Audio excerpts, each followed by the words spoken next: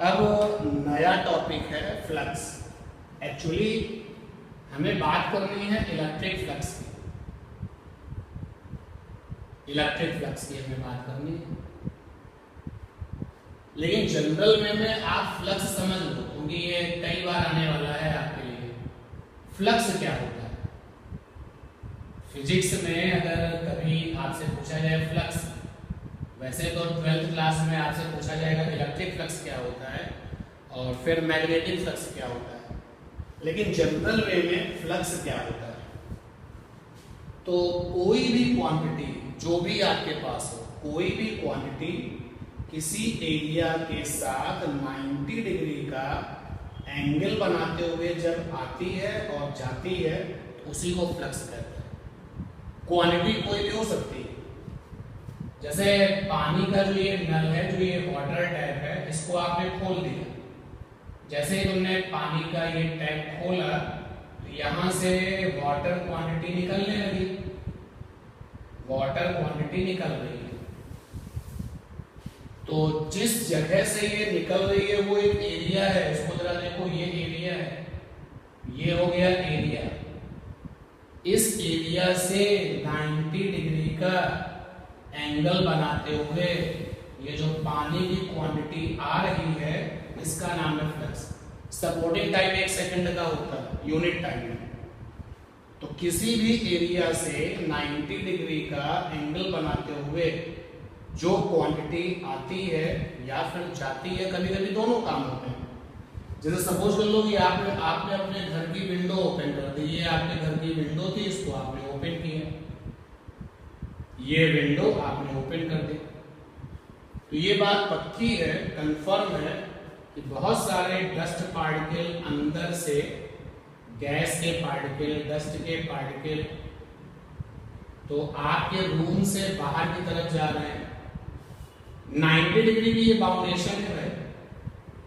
जो लोग 90 डिग्री पर नहीं जा रहे हैं उनको हम काउंट नहीं करते। तो आपके कमरे से N1 पार्टिकल्स, डस्ट के और गैस के N1 पार्टिकल्स चले गए बाहर की तरफ। तो बहुत सारे पार्टिकल जो हैं वो बाहर से अंदर की तरफ आ रहे होंगे। तो मान लिया वो N2 है, तो ये N1 क्या है? ये total number of dust particles है जो 90 डिग्री का एंगल बनाते हुए गया है। क्योंकि हम लोग रूम के अंदर है तो हम अपने रेफरेंस में बात करेंगे। तो N1 आपका फ्लक्स हो गया जो उस एरिया में अंदर गया है, और जो N2 है वो आए हैं। तो यहां पर हम बीइंग ऑब्जर्वर हम बोलेंगे N1 जो है वो जाने वाला फ्लक्स है और N2 जो है वो आने वाला फ्लक्स है। जो जाने वाला फ्लक्स है वो किसी एरिया से लिंक होता है 90 डिग्री के एंगल के साथ। जो आने वाला फ्लक्स होता है वो भी किसी एरिया से लिंक होता है 90 डिग्री के साथ। तो कभी कभी दोनों ही केस होते हैं कि जाने वाला भी फ्लक्स होता है और आने वाला भी फ्लक्स होता है। एक्चुअली जो फ्लक्स है जनरल वे में, उसका हमें यहाँ पर डेफिनेशन देना है। What is flux? तो टोटल क्वांटिटी, कोई भी वो क्वांटिटी हो सकती है। कभी वो क्वांटिटी वाटर अमाउंट हो सकता है, कभी वो क्वांटिटी आपके डस्ट पार्टिकल्स हो सकते हैं। कोई भी क्वांटिटी जिसको भी आप कैलकुलेट कर सकते हो, वो कोई भी क्वांटिटी चलेगी। तो टोटल क्वांटिटी विच लीविंग माने आना और एंटरिंग माने जाना, और कभी कभी दोनों और बोथ। तो टोटल क्वांटिटी विच लीविंग और एंटरिंग और बोथ पर सेकेंड परपेंडिकुलरली, या इसको अलग से लिखें तो टोटल क्वांटिटी विच लीविंग और एंटरिंग और बोथ पर सेकेंड विद गिवन और इमेजिनरी एरिया, और इमेजिनरी एरिया।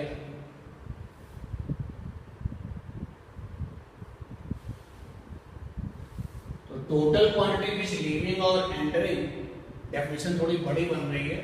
तो टोटल क्वांटिटी विच लीविंग और एंटरिंग और बोथ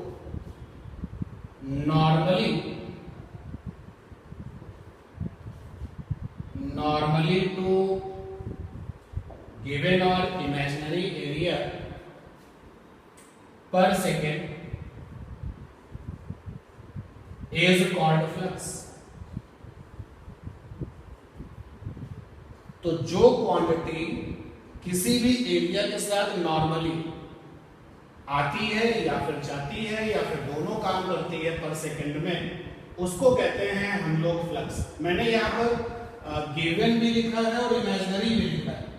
कभी कभी क्या होता है कि आपके पास में क्वांटिटी तो होती है, एरिया नहीं होता, और तुम्हारे पास में क्वांटिटी है और तुम्हारे पास में क्वांटिटी है और तुमको फ्लक्स बनाना है, तो फिर एरिया इमेजिन की परमिशन होती है, एरिया इमेजिन करने की भी परमिशन होती है। इस बेसिक डेफिनेशन से एक बात बहुत क्लियर है, शायद आप भी क्लियर कर रहे होंगे वो बात, कि देखो फ्लक्स की डेफिनेशन में एरिया कितना इंपॉर्टेंट है। आपने कहा सर हमारे पास क्वांटिटी है, तो मैंने कहा इसको फ्लक्स बना दो, और हमने तुमको एरिया दिया नहीं, तो तुम्हारी ये जिम्मेदारी है कि तुम्हें एरिया इमेजिन कराना है और फिर जो क्वांटिटी है उस क्वांटिटी को उस एरिया के साथ 90 डिग्री के साथ में लिंक कराना है और फ्लक्स बनाना है। तो फ्लक्स की डेफिनेशन में एरिया इतना इंपॉर्टेंट है कि अगर दिया नहीं जाता तो इमेजिन कर लिया जाता है, लेकिन कैलकुलेटेड जो फ्लक्स है, calculated flux not depend upon area, या इसको और बेहतर लिखते हैं calculated flux value not depend upon area, not depend upon area,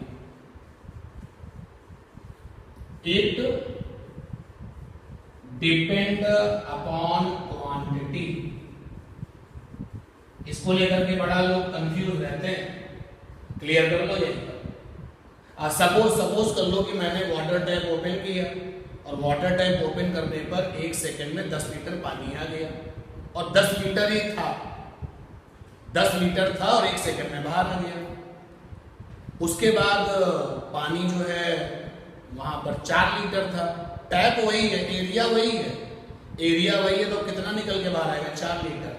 quantity कम तो फ्लक्स कम, फ्लक्स वैल्यू कम, क्वांटिटी ज्यादा तो फ्लक्स वैल्यू ज्यादा।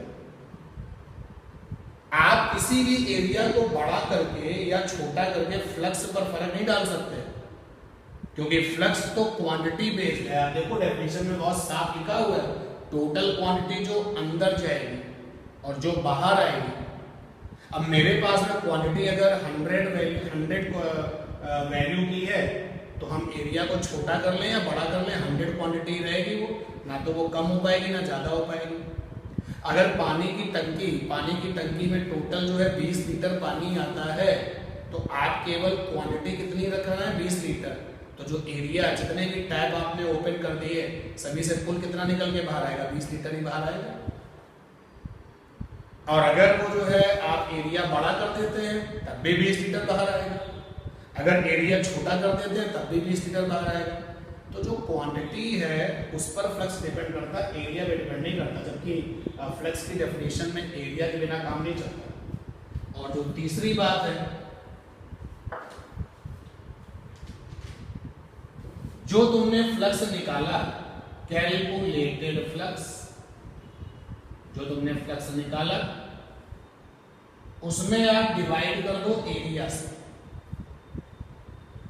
तो ये बन जाता है फ्लक्स डेंसिटी, फ्लक्स डेंसिटी। तो फ्लक्स डेंसिटी, फ्लक्स, और ये सेकेंड नंबर पॉइंट कि calculated flux value not depend upon the area, it depend upon the quantity. बहुत छोटी सी सिंपल बात है और वो समझनी चाहिए। क्वांटिटी ज्यादा होगी तो 101% एरिया छोटा भी होगा, क्वांटिटी आपके पास ज्यादा होगी तो फ्लक्स ज्यादा होगा, और क्वांटिटी ही कम होगी भले ही बहुत बड़ा एरिया रखे होगा तो फ्लक्स में कोई फर्क नहीं पड़ रहा, फ्लक्स कम ही रहेगा। यहां पर हम बात कर रहे हैं इलेक्ट्रिक फ्लक्स की। इलेक्ट्रिक फ्लक्स क्या होता है? फ्लक्स में आप कोई भी क्वांटिटी ले सकते हो जो भी आपके पास हो। इलेक्ट्रिक फ्लक्स की जो डेफिनेशन देता है, देखो यहां से बनाते हैं, first number point, second number point, third number point, ये समझने वाले हैं, इनकी नकल नहीं करनी, इसको कॉपी नहीं करना है, फिर भी आपकी चॉइस होगी, आप चाहोगे तो करना, कोई प्रॉब्लम नहीं है। इलेक्ट्रिक फ्लक्स क्या है? देखो डेफिनेशन लिखी जा रही है, total number total number of electric field lines, total number of electric field lines which leaving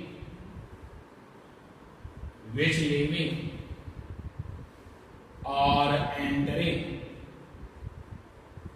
or both normally to given or imaginary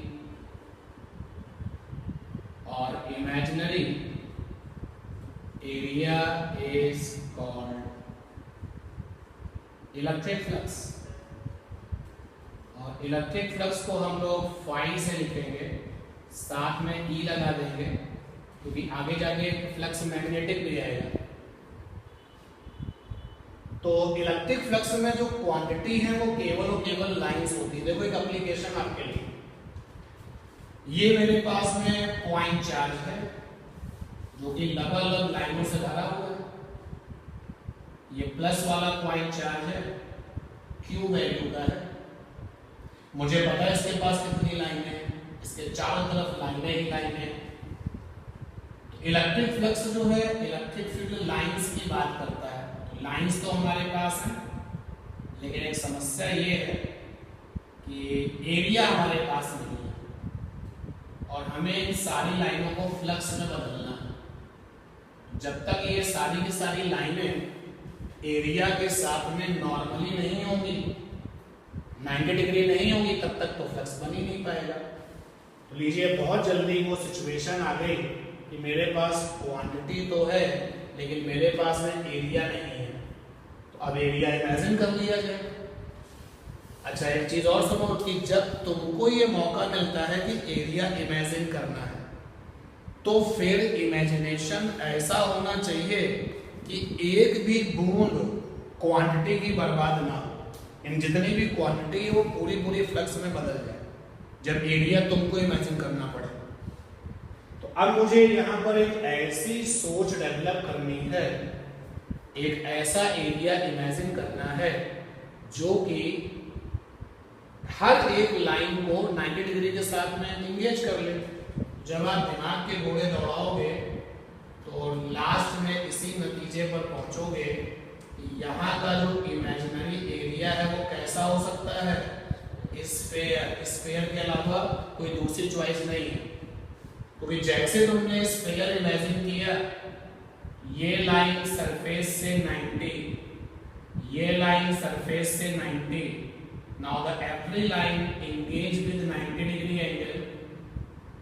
और जब क्वांटिटी आपके पास हो और आपको ये मौका मिले एरिया इमेजिन करने का, तो फिर ये फाउंडेशन है कि आपकी इमेजिनेशन ऐसी होनी चाहिए कि क्वांटिटी की जरा सी भी वैल्यू बेकार नहीं जानी चाहिए, पूरी की पूरी क्वांटिटी फ्लक्स बननी चाहिए। अच्छा किसी दोस्त ने आपके जो है जब दिमाग के घोड़े दौड़ने लगे कि स्फीयर सी केवल और केवल आखिरी रास्ता है, तो आपके दोस्त ने जो स्फीयर इमेजिन किया वो बड़ा सा इमेजिन कर लिया।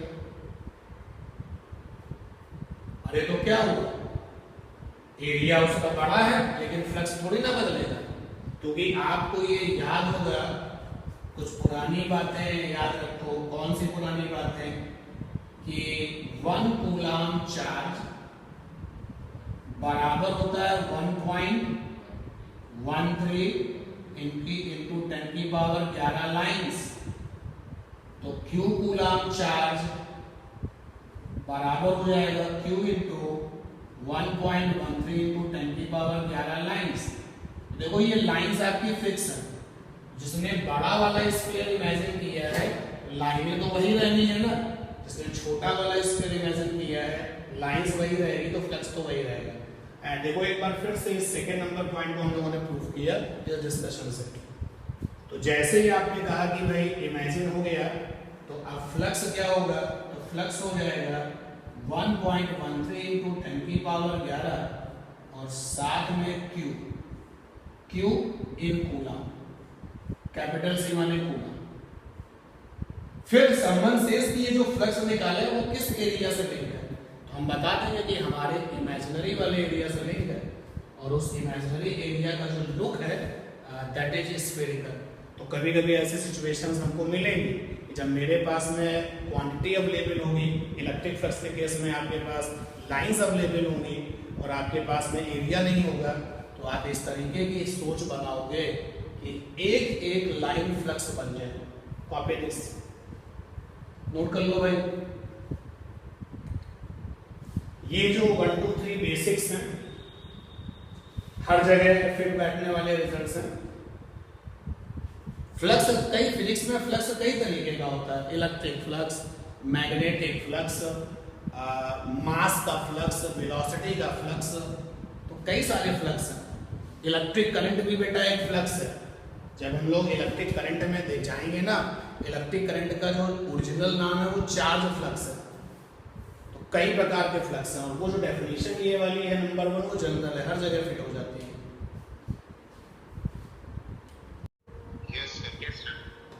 बोर्ड पर जो कुछ भी है वो सब हटा दिया जाए, रफ किया जाए, ठीक।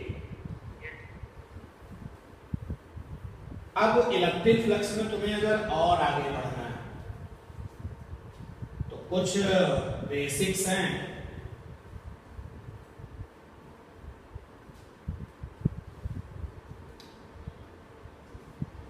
और ये जो बेसिक्स हैं ये वेक्टर कैलकुलस से आए हैं। वेक्टर कैलकुलस, और वेक्टर कैलकुलस में एक नाम है बहुत फेमस स्ट्रोक का। तो कुछ बेसिक्स हैं जो इसी वेक्टर कैलकुलस से आए हैं और फिजिक्स में ये बड़े अच्छे से यूज होते हैं। तो पहला बेसिक है एरिया वेक्टर।